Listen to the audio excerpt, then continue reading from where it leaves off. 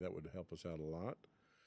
You can find us on Facebook at facebook.com/Insights Into Things Podcast, or on Instagram at Insights Into Things, or you can find all these links and more on our website at www.insightsintothings.com.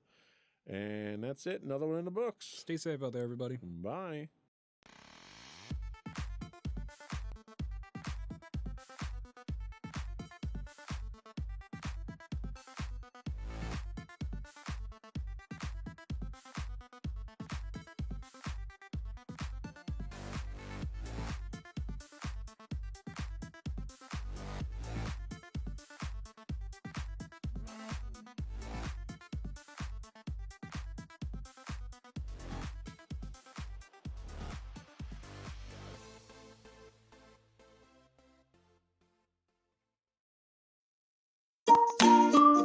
Insightful podcasts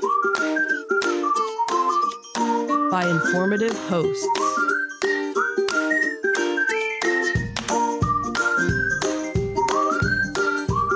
Insights Into Things, a podcast network.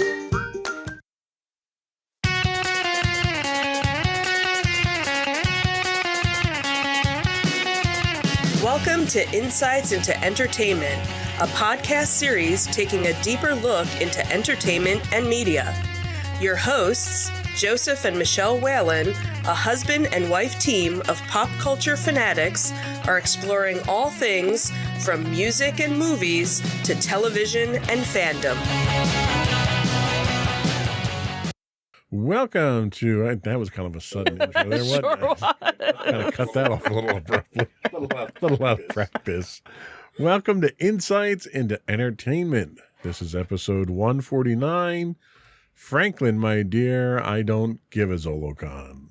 I'm your host, Joseph Whalen, and my rested and relaxed co-host, Michelle. Hi, everyone. How are you doing today, dear? I'm doing well. How are you?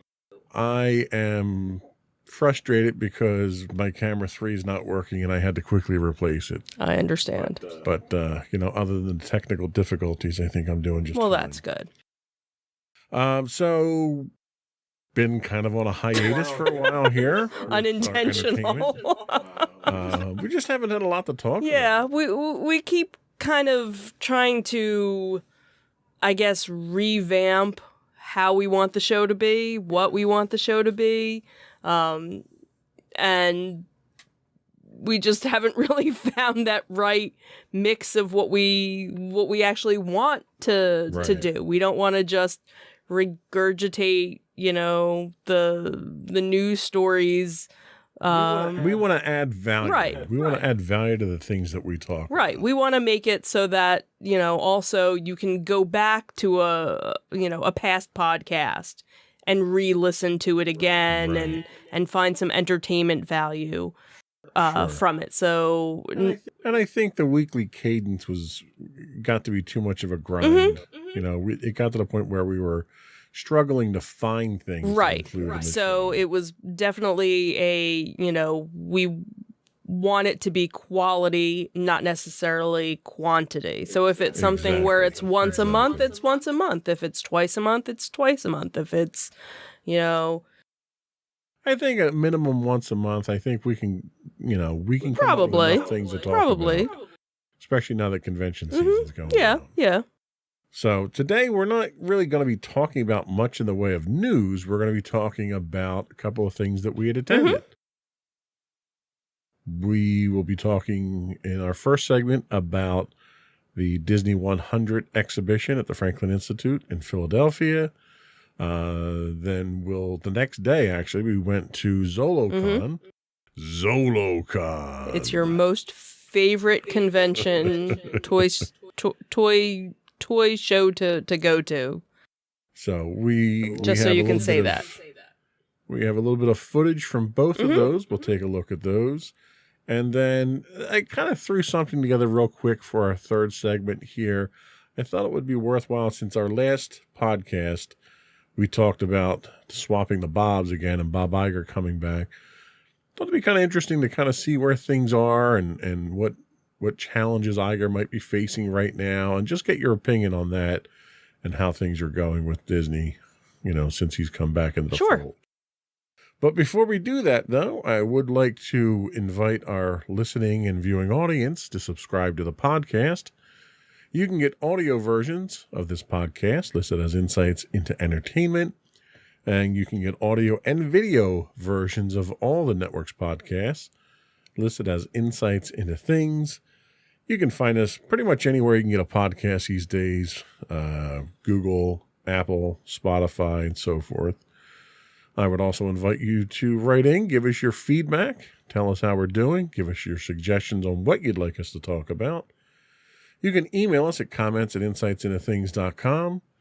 You can find us on Twitter at twitter.com/insights_things. Or you can get links to all that and more on our official website at www.insightsintothings.com. Shall we get into it? Sure. Here we go.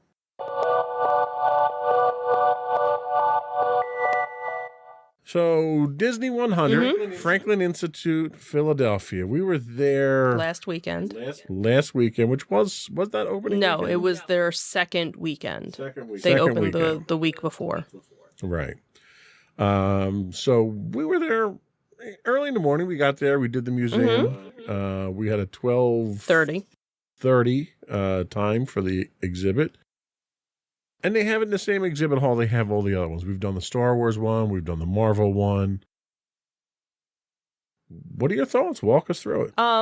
So I have to say, if you are a fan of Disney, any aspect of Disney, being in this area, we're very fortunate because this is the only location within the United States that this is going to be. So there are people that are traveling from all over the country to come and see it because this is the only place. So that's kind of special to think that that we're kind of hosting it, even though we're not physically hosting it. And let's be fair, since they always do the D23 in California, the least they could do is give the East right, Coast something. exactly. And that's when you think about all of the D23 events and everything else, it's usually always Florida or it's California. So to actually have it, in Philadelphia, so really for anybody that's within, a couple of hours, and you're a Disney fan, this is a look into, behind the scenes stuff that you don't normally get to see. Disney has been doing a lot of different, behind the scenes shows on Disney Plus, like Behind the Vault or all these different shows. There's a couple of different ones. You mean that show that you started watching again without me? That Disney show? No, the other one that we already watched. The other one that you're watching. No, we already watched it. Well, I thought you stopped at one point. That's the attraction one. That's the other one. I know there was one of them. There was one that you left me out of. I know that. Well, anyway, there's various different shows that are on that Disney Plus is running, that they've been running, where they give you some of these behind the scene things from the archives.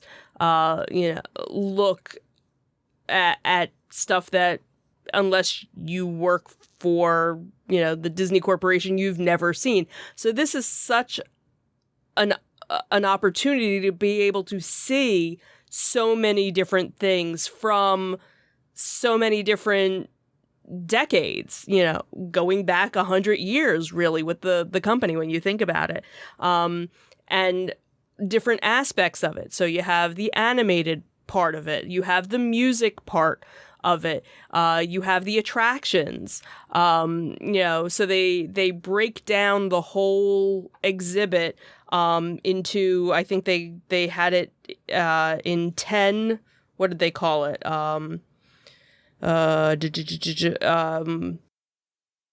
What did they call it? Why can't I think of the word? I don't know. What did they call it? The different themed galleries, the different galleries that, and each gallery had a different theme to it. one was costuming, one was the individual characters, one, like I said, was the music, technology, even showing some of the audio animatronic body parts, how they would manipulate a character to make it move. Obviously, then the drawing aspect of it, and even going from the original way that the movies and cartoons were drawn to now the computer animated. How do they make Rapunzel's hair move a certain way? And so they have all these little videos going on. Algorithms like Google, right? Exactly. So there's a lot to it and so much to really see. And unfortunately, there were so many people there that it's kind of hard to read everything and to look at everything. So fortunately, because we live so close by, it's definitely something that I want to get to again to be able to. So how long is it actually? It is actually in Philadelphia until August 27th. Okay. So you have quite a while, all of the summer, and all of the spring to get there. This isn't the only location that they're going to be doing. Right. So two other locations. So in April, it will actually open up in Munich. So it will be going simultaneously with so they're probably showing different things. And the one in Munich actually goes until September 3rd. So it goes a little bit beyond the Philadelphia one. And then the dates for London are actually fall of 2023. They actually don't even have their dates open yet. So I'm guessing maybe part of Munich's show and part of Philly's show might end up at the London show, I'm guessing. So let's talk a little bit about what was on display. You mentioned there's multiple galleries. What were some of the galleries? How were they themed? What were some of the things that were there that kind of stuck out at you? The stuff that jumped. Sure. So they start off. They go sort of in a linear fashion, starting with the very beginning of everything and how the Disney company started. And you have the Alice shorts, and then Oswald the Lucky Rabbit, and then obviously Mickey Mouse. So that's the progression. So they have some original drawings of all three of those with some videos playing as you're walking through that section. And then they kind of go through, and then it goes on to the whole, Mickey and everything that happened, how he kind of blew up, I guess, and how the company really kind of formed around that and everything. And then they had, the whole music section with the original songs for Snow White and because that was really their first musical. And so they had some of the original sheet music from that, and along with drawings and things like that. So you have that whole aspect. And then they go through the whole character development. How do they develop a character and basically take you through the different iterations of the character. So you have, here's their first sketch of a character, and then where does it go from there? And then to the maquettes, where here's our final model of a character. So now you can actually see it in a 3D form to be able to manipulate it and do other things with it. So the exhibits themselves, there's a lot of static exhibits that are there. There's a lot of descriptive plaques to read, to give descriptions and stuff like that. But not all of it is static. There's some interactive exhibits that they have there. Can you talk a little bit about the interactive? Well, the one interactive exhibit wasn't working, which I don't know if it hasn't been set up yet, if it was too early, or if it already broke down, which is kind of a shame if it's only been within the first week. They have a lot of different ones where you can listen to different presentations, and then they have other ones again where they had one where it was different colors, and you could pick different color schemes, and when you picked certain colors, it would show you which character was associated with that. I really didn't do much of the interactives. I don't know if you guys, because we weren't really walking around we together. kind of blew through a good portion of that because most of the interactive. So the way the exhibit itself is arranged is you have small rooms that are then connected by hallways, and a lot of the interactive listening things and stuff like that are on the walls in those in those walkways. So the problem that I ran into is it was very crowded. Right. So those walkways became bottlenecks. Right. So I kind of was rushing to get through those into a more open room. So we skipped a lot of that stuff. Most of the things that we went in and took a look at were just the static. You know, that's the eye pop. Right. You know? But what I did notice is there's a lot of subtlety in there. There's a like when you walk into the first open room, the room itself is roughly round with large displays in the middle. Well, in the middle of these large projection displays are original novels like Grimm's fairy tales and stuff like that, which were they weren't just like library books. These were like the original novels that inspired the stories that Disney did. Which, if you didn't get up there and see those, you would have never realized. And that was one that I had missed. Whereas one of the things that I ended up seeing was a Winnie the Pooh that was from the live action movie. And then they had from the live action Beauty and the Beast movie, they had models of two of the characters from that, and that was kind of like back around a corner. So there were certain things where you had to kind of wait in line to see because, you know, so many people were going to see, but if you went past it, you would have missed it because, you know, they were kind of back in the corner in a certain area. So they did have a section there for one of the galleries was kind of dedicated to the parks and things that came out of the parks. Talk about that a little bit and what were some of the things that they had? Yeah, so one of the things was they had one of the original ride vehicles from Peter Pan. So that was really cool to see. And really, that hasn't changed much over the years if you know, have gone to the park.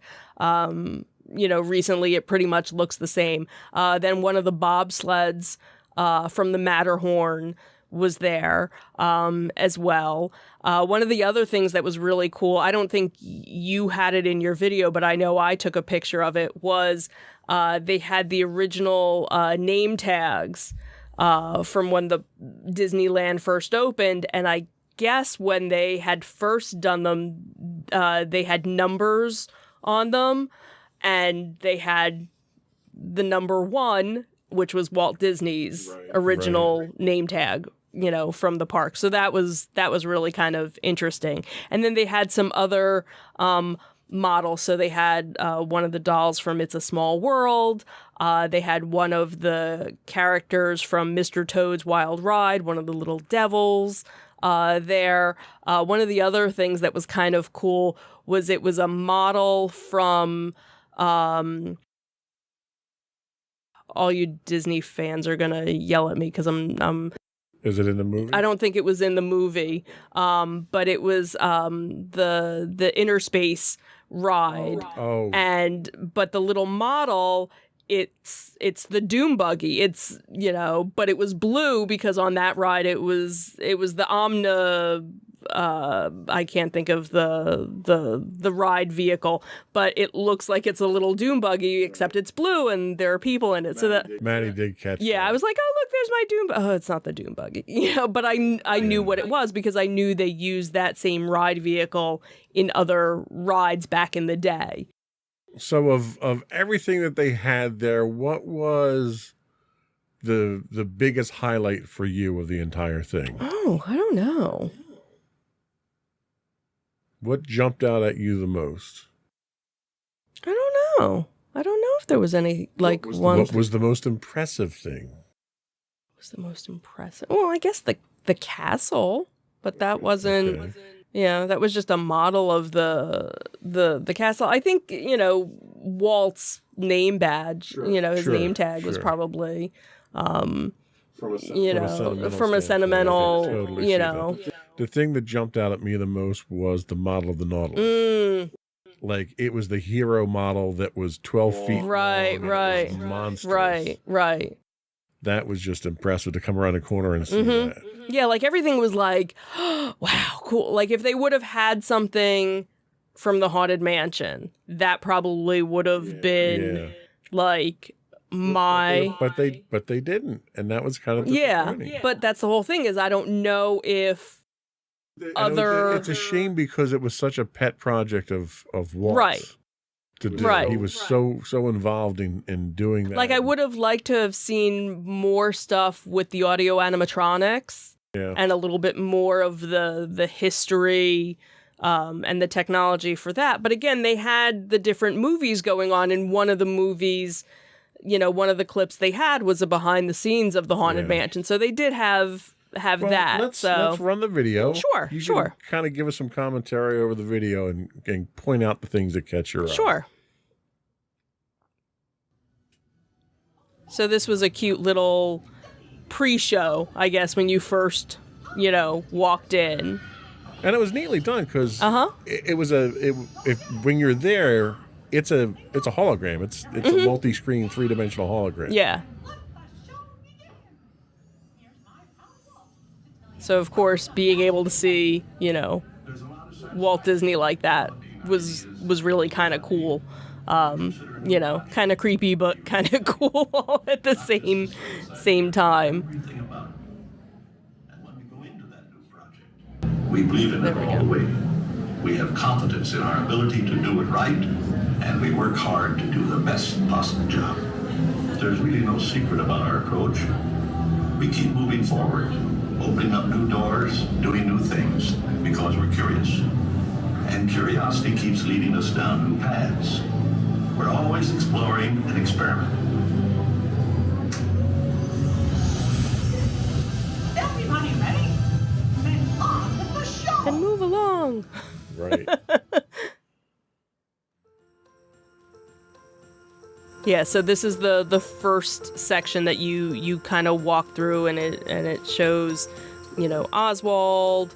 Then this was an area where they had concepts of the different parks, different lands, and of course the Haunted Mansion right there. This was that book section that you were talking about. So this was talking about where they got the inspiration for their different movies and shorts and things like that.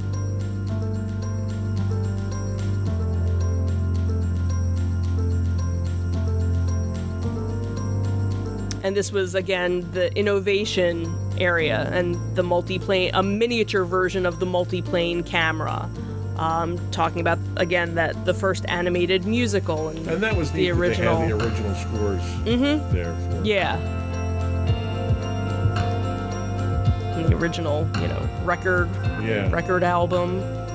Yeah, like this is where you kind of you feel the history here. Yeah. And then they had various different costumes from some of their live action. So this was from the Cruella movie. So that's one of the interactive ones where you can listen to the... Right, so they kind of had like a little history of Cruella. What's this? I don't know, some science fiction. Some science fiction-y thing, and some dice from a guy that wants to be a pilot, and oh look, it's chicken. No, it's pork. Well, that's dinner. And of course BB-8, and these were screen-used props that were here. Right. So some, they had a nice little Star Wars section, so it was kind of cool, obviously. It was little, though. Yeah, it was kind of surprising that it was as small as it was. Here's those books again. Yeah, and there were different interactive things with that each of them had screens on there. And then this was the music section, talking about how influential music, and how much a part of it music is. There's that creepy doll. There's that creepy doll. It's a small world. And Ride this is neat vehicle. because it actually lights up, like there's a shot of the actual Ride, there, yeah. And they lit up. Ironically enough, the devil not nearly as creepy as the other one was. Yeah, definitely not as creepy as that. And he's from, Mr. Toad's Wild Ride. And then this was interesting, so... In a creepy way. In a creepy way. I have a story about the doll that we can talk about after the video. And then they had, a little bit of a Marvel section, so that was kind of nice When to the be movie included. franchise makes as much as it does, you have to put something in from that. And then, of course, when you get to the end, there's a gift shop. There is a gift shop. They're very Disney of them. Surprisingly poorly stocked gift shop, though. Yeah, not as many exclusive things as I would have This was me expected. actually seeing things from the musicals. Too. Yes, they did a whole, so along with the musical, they also had the Broadway aspect of it. And then there's here's the that hero of the Nautilus. Like, it's literally 12 feet, 15 feet. Yeah. It's monstrous. And here's a creepy Olaf to go along with the other creepy characters we saw. Because again, this was part of the Broadway show, and they developed it and made the character, and then this was this really cool Cinderella's castle that was kind of towards the end of it with the fireworks. Not so loud fireworks. Not so loud fireworks. And you never get to watch fireworks when we're at the parks. I very rarely do. So this was I never get to see them from the right angle. I'm usually seeing them from the backside of something because our daughter is not a fan of loud sounds. But now with, AirPods, she could. Right. And maybe I'll actually get to see fireworks the next time we go. So what was interesting about that Mickey doll was, again, one of the specials that's on Disney Plus, where they kind of do a behind the scenes thing. And this is from one that was from a couple of years ago, so it's not new. But if you go on Disney Plus, you'll find it. They talk about that Mickey doll because when his shorts, became available, there was this woman who sewed this doll and had sent it to Walt, and he loved it so much that he kind of hired her to make them, but she couldn't make them fast enough, so she actually sold the pattern to McCall's, so that's what that doll represented there, where you could go and buy the pattern to make your own Mickey Mouse doll. So that was kind of, an interesting, side note of seeing that and then seeing it on the television show too. So to wrap it all up, what are your final thoughts on the Disney 100 exhibition at the Franklin Institute? If you're a fan, you have to go. You can't miss this opportunity, especially if you're somewhere within the East Coast, or if you're out in the West Coast and you want to fly out to Pennsylvania to Philadelphia and make a weekend trip of it. There's obviously enough stuff to do in the area. We're pretty historic in the Philadelphia area. We've had a couple of things happen here, so you could definitely make a week, a long weekend trip. What's nice is that if it's something where you don't want to do the rest of the museum, because if you if you go during the day with the exhibit, you get the rest of the Franklin Institute included in it. But if it's something where you don't want to do that, they do evening hours Thursday through Saturday from 5 to 8 p.m. So it's a little bit less because you're just doing the exhibit, But if you want to have, a full day, then obviously you can do the museum as well as the exhibit. And again, up until August 27th in Philadelphia. Then, unless you're in Munich, then that one starts in April. And then this fall, it'll be in London. All right. And, like you said, we're going to probably go back again in the evening just for the exhibit. Right. Hopefully it won't be as crowded, but fortunately we have plenty of time to do it. Absolutely. All right. Well, we're going to take a quick break. And when we come back, we're going to talk about ZoloCon. We'll be right back.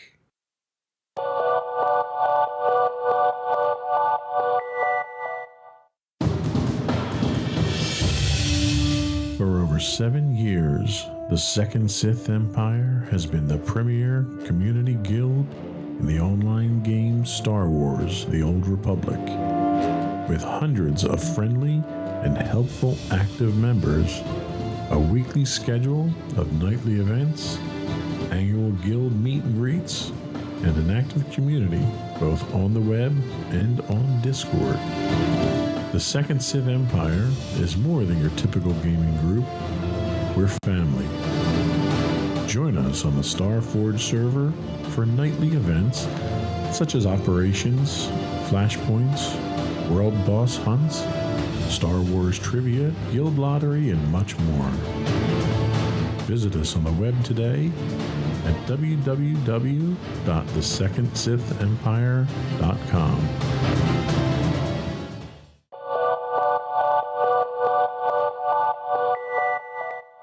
Welcome back to Insights into Entertainment. Now we get to talk about ZoloCon. Sorry, can't help myself. I know. So, ZoloCon is a sci-fi and fantasy expo that focuses on vintage toys and comics from the 1970s and up. Tell us about it. Tell us about your experience. How did you enjoy it this year? So, this past weekend, it's funny because as far as we knew, they only did it once a year. And then I guess last year or the year before, they started doing it twice a year. Now, this year, they'll actually be doing 3 different events. So this happened to be what they consider their winter edition. And it was actually the largest one to date. And we could definitely tell vendors all over the place in various different places, even in some parts of the building we had never even been to before. And every area was jam-packed. I don't think there was really any empty spaces this year. Usually you'd go through there and you'd see like empty vendor tables or vendors that didn't show up for Sunday or something. Everybody was packed. Yeah, everybody was there. You have the main room where the centrifuge is, which is the highlight of the whole thing. Right. You have another room at that level and then a hallway that was packed. Mm-hmm. Then you have the upstairs room. Right. Where you've got 2 rooms split by a bar, which, by the way, they had alcohol on the main floor this time. Right, so right. You can get drinks the whole time and get sloshed while you're buying lots of toys. Right, right. And then down on the first floor, they had vendors there, which they'd never had before. And they were also doing tattoos. And they were doing tattoos. There were a couple of different tattoo artists, which that seems to be like the new thing at toy shows and conventions is to have a various tattoo artist. Go buy a Luke Skywalker and get a tattoo while you're here. So not only did we find the exhibition area downstairs, we also happened to find the restaurant they have there that we never knew they had. Right. And I think that's relatively new as well. So that might have, been something that they started. Well, I did see the one sign that they were normally open just like Fridays, I guess, during the week. So maybe on the weekends or if they have an event and they know there are going to be people around. Because I can't see just going there for a meal. It's kind of out of the way. Well, and that's the complex that they're in. Right. Is an office complex. Right. There's a school in there. There's a manufacturing in there. So I could see like on a Friday. There's a lot of different stuff that's actually in there. Right. At what used to be the Brewster Aviation plant before World War II, and then it became the naval testing station as well. So again, Philadelphia, a lot of history just in that one little area there. Yeah. How were the crowds? It was crowded, but it wasn't, it wasn't unmanageable. It was because everybody kind of flowed through, and it's done in such a way in the main room, because it's where the centrifuge is. It's a big circular room. They do 2 rows. So they have the inner circle and they have the outer circle. So it's like a dartboard. Yeah. And they leave enough room in between, so you definitely don't feel like you're, getting, claustrophobic. And usually what we end up doing, because there's so much on both sides, is we'll do each aisle, each circle twice. We'll do, the outside. So we look at just that, So you do the left side, then you do the right side, then you come to the inner circle. Do the right. left side, do the And right so that side. this way we get to see, everything, so that we're not, oh, did you see that? No, I was looking over here. And I never felt like there wasn't enough room to do that. They do have stairs to get to the upstairs area, but there's also elevators, which were very spacious, because we ended up taking that. It was like a cargo elevator. Yeah. So Which was themed, by the way. yes, it was. It was space themed, so it was just so. That was kinda neat. That part is kind of cool, but they have something for everyone. They have if you're into pops, which that seems to be a Which I'm not. big seller. Almost everybody, you'll find a handful or 2 handfuls of vendors that are selling that. Then you have brand new toys that are out. Obviously the vintage toys, and that's what a lot of people obviously are going for.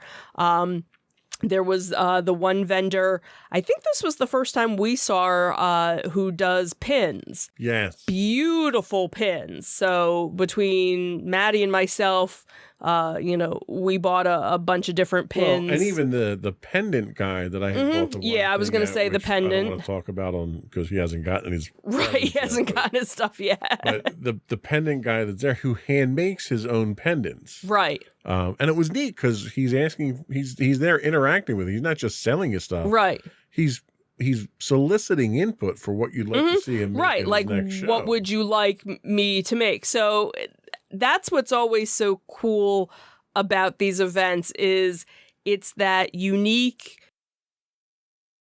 item that you didn't know existed, maybe, or you did and you're like, the one guy who we've seen, because again, we go to so many of these now that we run into a lot of the same vendors, but Right. it's like, okay, well, what do you have for this show?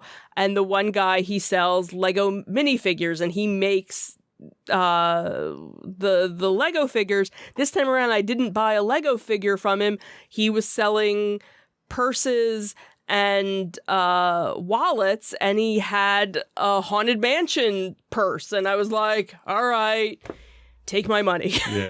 So Yeah. it's, again, something you never know what you're going to find when you go. And like you said, part of the whole ZoloCon experience is the venue itself. Just, knowing the history of that building and what happened there. And that was what was kind of cool too this time around, was because we were going to these other areas of the building, there were more pictures and plaques and different historical things about what had happened at that building in the past. So that's The one really kind of thing cool. that I had noticed was, while it was vendor heavy, it was kind of light on artists this time around. There wasn't many. Like last time, there was probably 3 or 4 times as many artists Yeah. on that inner ring there. Didn't get as many artists this time. So I don't know if it's really it's not a comic book show, Right, even though there are guys that are selling comics. right. So you don't get a lot of artists. They had the one author there who Maddie had bought her book last time. that Oh, we were okay. there. But not really a lot in the way of artwork, Right, which I don't have enough room on my walls right now as it is, but right. kind of noticed that was one of the big changes. They also changed the refreshment area up here this time because they put the alcohol down where the refreshments were, so you didn't have the seating area there. So Right. for someone like me who I can't stay on my feet that long, it was kind of difficult trying to find little nooks and so forth here. And in fact, when we left, I had to send you guys back up for Right. the last piece I wanted because I couldn't do all the walking. Right. Right. So happy with what you got? Did you get anything that was good? Yeah, like I said, Maddie and I got a couple of pins. I ended up getting some Star Wars Pyrex, really for you, for Right. lunches. So, yeah, interesting, unique things that wouldn't have thought to Well, let me find. And cue up the video. Sure. We can. This was video footage that we took while we were there, and I had Maddie walk around with the camera for a little bit. Mhm. You know, just to see what some of the things were that they had.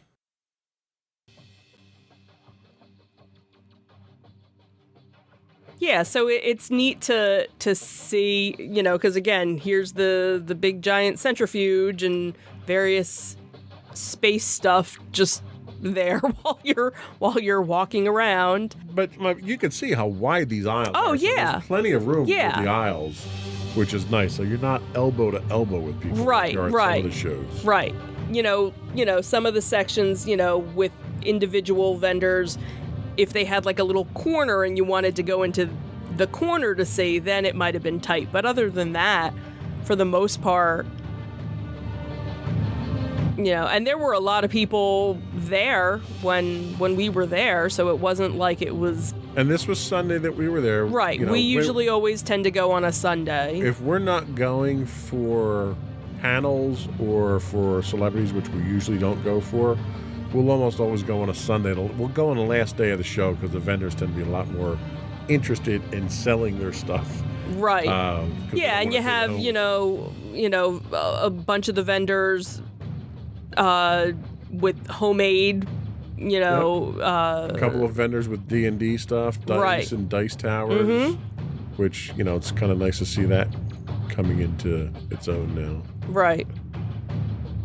I really need to coach her on not to make sudden movements with the camera. A couple of these I had to slow down. Go slow. Yeah, it's just such a nice yeah, because like the one vendor selling coffee, he wasn't there at Right. this one. So here was There's the your pin, Yeah. and Ton of pins. too. ton of different types of pins, and more on her website, which is nice. A couple of people dressed up, not a whole lot. Not a lot. But you know, there were some. They were doing a custom toy. Well, they usually do a costume contest. Did they do that on Saturday? Is that why? I don't know, maybe, but they were doing a custom toy contest. Right, like a action figure. Right. toy. Yeah. Right. So again, lots of different pops. I was talking to that particular vendor. He Uh-huh. said he's got 3,000 pops back at his Oh, shop I right bet. now. I bet. And then you have different video games. So if you play any, you know, older systems, there's usually always a couple of different people selling that. Sometimes you get a t-shirt person Yep. selling things. The one t-shirt guy who does t-shirt artwork and pins, he happened to be there, so I picked up a t-shirt from him. Maddie picked up another pin of his because I follow him on Facebook, so I knew he had an Owl House, which is one of the shows that she and I watch on Disney Plus. So he had a pin that had come out a couple of months ago, so we knew he was going to be there, so we definitely made a beeline to go and get something from him. Well, so. and the thing that's really nice is that when you have that many vendors there, you don't get a lot of duplicate vendors. You get Yes. a lot of variety, a lot of different things to choose from. And the vendors, like the interaction with the vendors, I think since COVID, really, I've noticed, has been very positive. They're very outgoing. They're very engaging now. Because everybody misses being around Yeah. people and talking to people and Yeah. doing And this. I struck up a conversation with one of the vendors.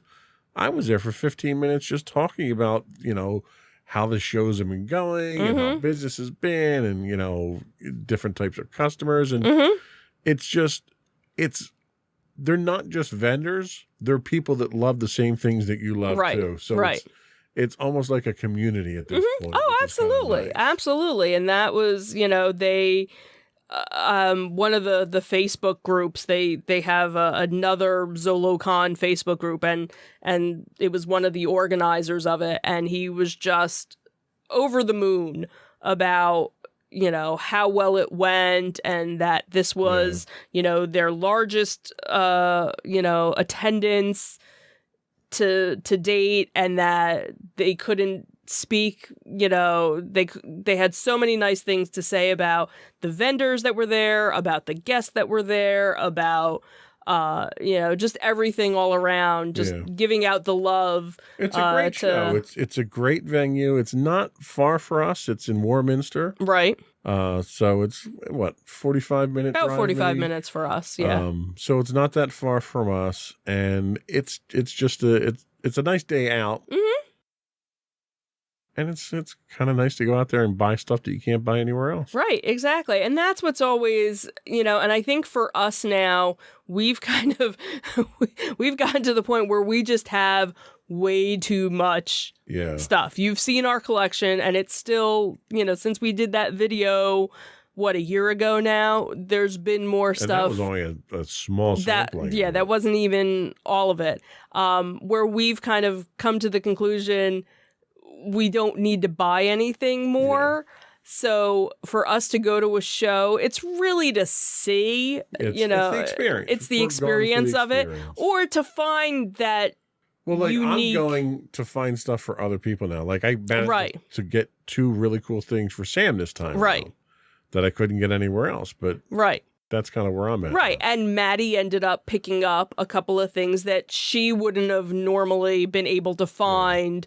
You know, and the things that I got, again, were that unique, individual, one-of-a-kind the types thing. Of things that I would be looking to add to my collection at this point are things that would require me to mortgage the house. So I'm trying not to add things to my collection at this point. Right. And that, or if you find that small little thing that, okay, that's not going to take up, you know, a lot of room, or you know, or this adds to somebody else, or something to go with D&D, or you know, something. Yeah, that's really what I'm looking for now. I was kind of disappointed I didn't find any D&D minis there. Not that I need more minis either. Right, but you don't need more minis either. But that's, you know, that's the thing, is for us, it's also the experience of just going and being with the community. Absolutely. And again, this is the type of show where there aren't panels, there aren't the celebrities to go see. It's not like Monster Mania or Wizards or, you know, some of the other shows. It's really Fan Expo. It's not Wizards anymore. It'll always be Wizards. It'll always be Wizards to me, just like Downtown Disney. You can't take that away from me. All right. So I think we've covered that one pretty well. We're going to take another quick break, and when we come back, we're going to get a feeler for how Bob's doing. The new old Bob. That's what I should have named this, the new old Bob show. We'll be right back.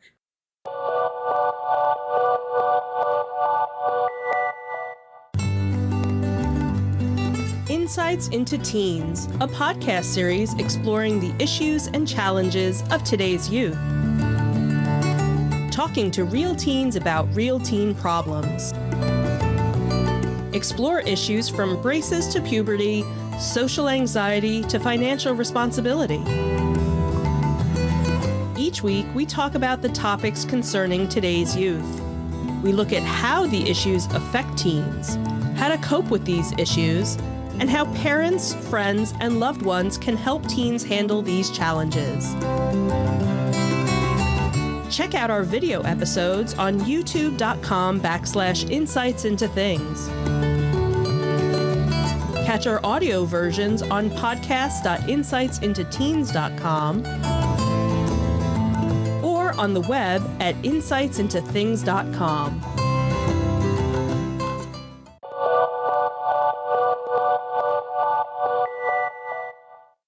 So Bob is back at Disney. Not that Bob, the other Bob. Right. So the original Bob. We've swapped Bob's back to the old Bob. And, you know, he's facing some challenges. He's only supposed to be there for 2 years, kind of a short time to turn things around. Chapek did a brilliant job of running things into the ground in the short amount of time that he was there. One of the first things that Iger's doing now that he's back is apparently slashing 7,000 jobs, and there's $5.5 billion in cost cutting he has to make somewhere. Should I feel bad that Disney's hard up for cash at this point in time? And that's the thing is, are they really? Because I haven't seen anything where... Not according to their stock price, they're not. Right. That's, you know, where it's kind of, huh? Right. And it's almost imagined, because you look at some of the things that they're running into, and you're running into sluggish box office sales. You know, like, for instance, that new Quantumania movie came out and it tanked at the box office. Mm-hmm. Okay, well, box office sales are down in general since COVID. Right. That plus everyone knows that their stuff's going to come out on Disney Plus in a few months. So right. So why to go to the box office? Right. The streaming business has been hit hard because they've completely flooded the market and turned people off with crap. Really, I mean, they're literally just churning out stuff to put on there. Right. And it's not quality stuff. So the stuff that is good, they cancel after 2 seasons. Yeah. You know, there have been a number of shows that Maddie and I have started to watch, and it's like, oh, by the way, this is done now. Right. Like, oh, we couldn't even get like a 2nd season or a 3rd season. Like, okay. Right. Thanks. So it almost makes you not want to watch something. Right. Until there's it's almost like 3 or 4 Google. seasons out. Like, nobody wants to Google comes out with really cool stuff, but as soon as you get into it, they cancel it and it goes away. So nobody wants to do that. And Disney's putting themselves into the same position as well. They're canceling shows that I'm not even watching. And usually I'm the one that kills shows when I watch them and start getting into them. Exactly.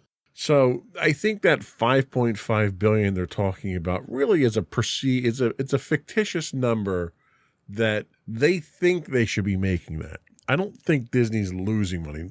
Disney's got more money than God. Mm-hmm. You know, when God needs to put a new world in place, he goes to Disney for a loan. Is that what it does? So it's not that Disney's losing money. They're just not making it as fast as they want to. Okay. And part of the problem you run into is, you know what? You keep coming out with superhero movies just for the sake of coming out with superhero movies. They finally reached a point of saturation with Marvel, and nobody wants to go see it anymore. Mm-hmm. Okay. Well, they learned that lesson pretty fast with Star Wars. Right. You know, they flooded the market with Star Wars, trying to turn it into another Marvel, and that bit them in the butt really quick. Right. So I can't feel bad for Disney. Mm-hmm. So the real question comes down to, in 2 years, can they come up with a succession plan for Iger? And really what I have to ask is, do you need a succession plan for Iger? Is he really going to be gone in 2 years? Because given how much his incentive is for success, I don't see him going away anytime soon. Yeah, I could see him still staying on as a consultant when he's still doing things. But then again, you also have to look at everything that's kind of going on right now in the state of Florida. That's a whole other kit and caboodle of that whole toxicness. Well, and let's be honest. What's going on in Florida is a temporary thing. Hopefully. It's temporary because it's a pissing match between DeSantis and Disney. Right. And it really was a pissing match between DeSantis and Chapek. Right. And Chapek's out of the picture. And DeSantis is going to be out of the picture in 2024 when he runs for president anyway. Hopefully. So it doesn't really, that's not that big a deal. In fact, Disney came out with a statement recently basically saying, you know, we're going to focus on what we do best. We're going to provide the best experience for people, blah, blah. They took the high ground. Mm-hmm. They didn't buy into the taunting and the stick poking that DeSantis was trying to draw them into. Mm-hmm. And they basically said, look, We operate under numerous jurisdictions and numerous regulations around the world, and we make it work, and we'll make it work here. Mm-hmm. So ultimately, I think what's going to happen with this little pissing match between DeSantis and Disney is the taxpayers are going to lose out. Mm-hmm. You know, they skirted around the idea of having to take on all that debt for Reedy Creek by just restructuring the zone itself, and now DeSantis has his hand-picked group of Right, he board picked all of members in his there. board members and everything. Well, the fact of the matter is Disney's been supplementing Reedy Creek since it was created. Mm-hmm. Disney's not going to do that anymore. Right. So Reedy Creek, or whatever the Central Florida Tourism District or whatever they call it now because they had to rename it, they're not going to have the same budget they had before, but they still have the same requirements. And it's ultimately the people of Florida that are going to have to pay for that. Mm-hmm. And I think when people look at their tax bill after this whole fiasco, this little vindictive fiasco that the DeSantis put together, they're going to realize, well, maybe we shouldn't have reelected him for this. Maybe he's having a hard time keeping politics out of business and keeping it from being personal. And, you know, that's really what it was. It was his own little Oh, absolutely. crusade. Absolutely. And ultimately, when the Florida taxpayers get their bill, that's when you're going to start seeing things change. And I think what's going to happen is by the time he goes to run for president, those tax bills are going to be in. And it's going to seriously impact his ability to raise money for his campaign.